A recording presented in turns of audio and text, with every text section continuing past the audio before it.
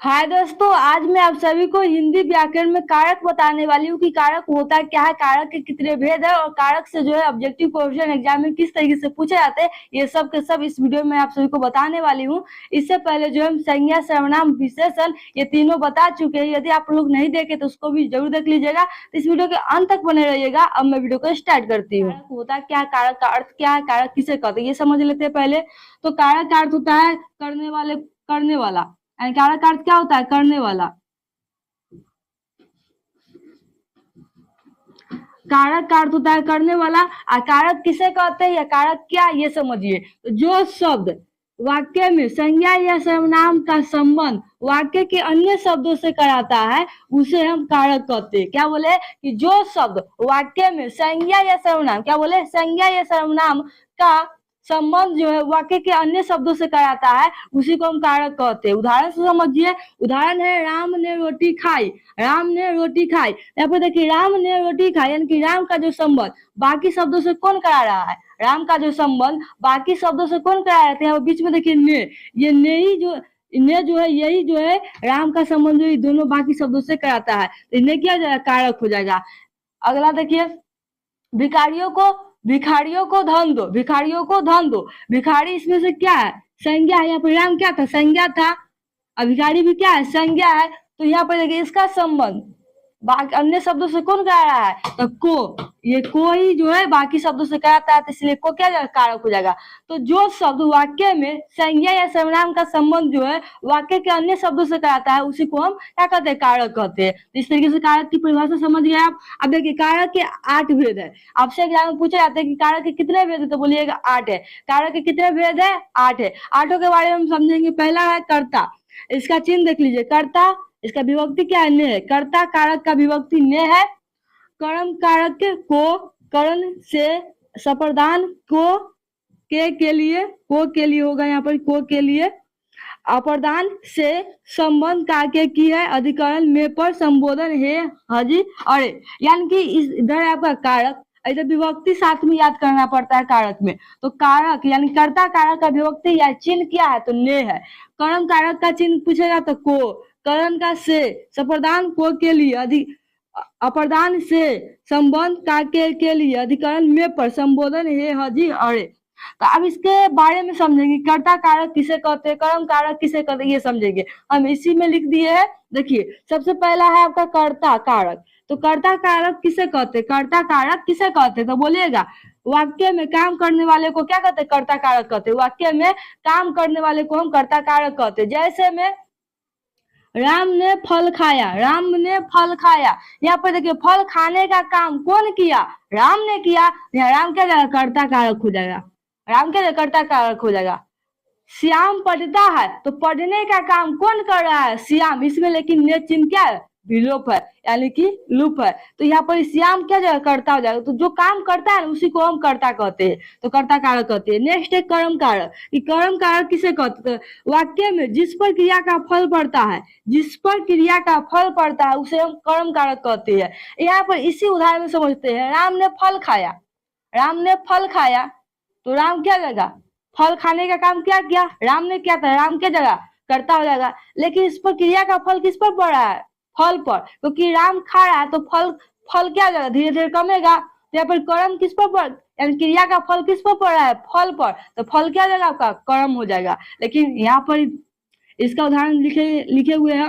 राम ने रावण को मारा, तो राम ने रावण को मारा। इस वाक्य में जो दो कारक है, पहले तो रावण को किसने मारा, राम ने मारा, तो राम क्या कर्ता कारक हो जाएगा। यानी कि क्रिया का फल किस पर पड़ा, रावण पर, तो रावण क्या जाएगा, कर्म कारक हो जाएगा। लेकिन आपसे एग्जाम में पूछा जाएगा कि इस वाक्य में जो है को कौन सा कारक है, तो बोलिएगा कर्म कारक है। और नेक्स्ट है आपका करण। करण कारक किसे कहते हैं, तो जिससे काम हो, जिससे काम हो उसे हम करण कारक कहते हैं। जिससे काम हो उसे हम क्या कहते हैं, करण कारक कहते हैं। जैसे में है श्याम कलम से लिखता है, क्या है उदाहरण, श्याम कलम से लिखता है। तो श्याम जो है लिखने का कार्य किस क्या चीज से कर रहा है, तो श्याम जो है लिखता, श्याम कलम से लिखता है। श्याम क्या चीज से लिखता है, तो कलम से। तो यानी कि साधन, यानी जिस कोई काम को करने के लिए जिस साधन का उपयोग करते हैं ना उसी को हम क्या कहते हैं, सप्रदान कारक कहते हैं।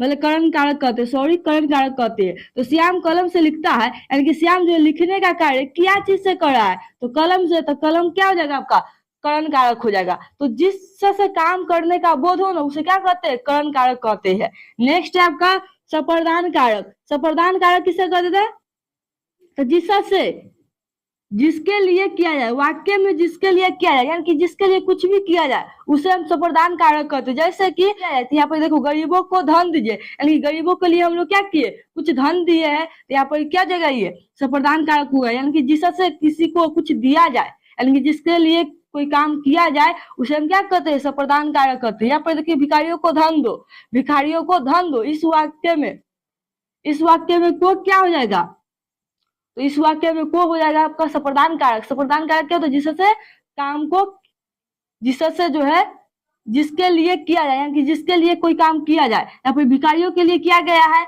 यहाँ पर क्या है, गरीब के लिए किया गया है, तो जिससे जिसके लिए किया जाए उसे हम क्या कहते हैं, संप्रदान कारक कहते हैं। याद कर लीजिएगा, जिसके लिए किया जाए, जिसके लिए किया जाए उसे हम संप्रदान कारक कहते हैं। जैसे गरीब को धन दीजिए, तो गरीब को धन दीजिए, धन किसको देना है, गरीब को देना है, तो ये आपका संप्रदान कारक हो जाएगा। अप्रदान कारक किसे कहते हैं, तो जिससे अलग का बोध हो, यानी कि जिससे अलग का बोध हो उसे हम अप्रदान कारक कहते हैं। यानी कि वियोग का बोध होगा, जुदाई का बोध होगा, उसे हम क्या कहते हैं, अप्रदान कारक कहते हैं। जैसे कि पेड़ से पत्ता गिरा, पेड़ से पत्ता गिरा, यानी कि देखिए पेड़ से पत्ता क्या हो रहा है, अलग हो रहा है, पेड़ से पत्ता क्या हो रहा है, अलग हो रहा है, तो क्या हो जाएगा आपका अप्रदान कारक हो जाएगा। छत से बिल्ली गिरी, छत से बिल्ली गिरी, तो यहाँ पर देखिए छत से बिल्ली गिरी, यानी कि छत और बिल्ली में क्या हुआ, अलग का होने का बोध हो रहा है, तो ये आपका क्या हो जाएगा, अप्रदान कारक होगा। नेक्स्ट है आपका संबंध। इसमें क्या होता है, संबंध का बोध होगा। जैसे कि रहीम के बेटे, रहीम के बेटे, यानी कि रहीम के बेटे, यानी कि रहीम और उसके बेटे में संबंध का बोध हो रहा है, तो ये आपका संबंध, यानी कि जिससे संबंध का बोध होगा उसे हम संबंध कारक कहते हैं। जैसे रहीम के बेटे, श्याम का भाई, रहीम का घर छोटा है, रहीम का घर बड़ा है, इस तरीके से इसका संबंध का बोध होगा, तो रहीम कारक हो जाएगा। तो जिससे संबंध का बोध होगा उसको हम संबंध कारक कहते हैं। नेक्स्ट आपका अधिकरण कारक।